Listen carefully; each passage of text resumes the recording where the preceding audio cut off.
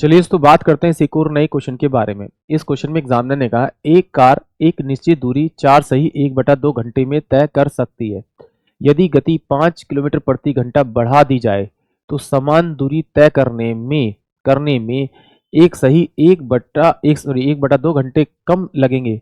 Car की धीमी गति ज्ञात कीजिए। यानी कि एग्जामिनर पूछ रहा है कि पहले वाली गति क्या है, ये एग्जामिनर ने मुझसे पूछा है।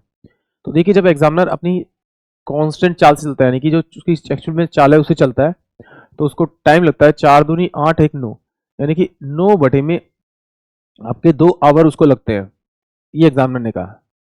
और जब वो अपनी स्पीड 5 किलोमीटर बढ़ा देता है, 5 किलोमीटर प्रति घंटा बढ़ा देता है, तो उसको आधा घंटा समय लगता है। यानी कि इसमें से अगर आधा घंटा मैं माइनस कर दूं इस टाइम में से, तो मेरे पास में वो 8 बटे में 2 घंटे लेगा।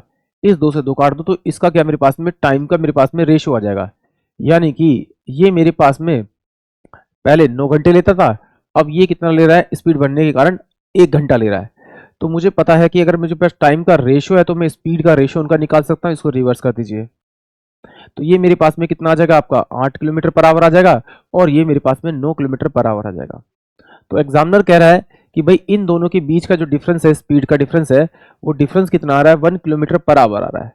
बट एग्जामिनर कह रहा है भैया जो डिफरेंस है वो कितना है, 5 किलोमीटर का। तो इस एक को 5 बनाने के लिए किससे मल्टीप्लाई करना पड़ेगा, आपको 5 से मल्टीप्लाई करना पड़ेगा। जिससे से मल्टीप्लाई करना है इससे मल्टीप्लाई कर दीजिए। यानी कि जो उसकी स्पीड थी एक्चुअल, वो क्या थी आपकी 40 किलोमीटर पर आवर थी। यानी कि ऑप्शन जो मेरे पास में बी होगा वो इस क्वेश्चन के लिए करेक्ट होगा। आई होप आप सभी को क्वेश्चन समझ में आया होगा।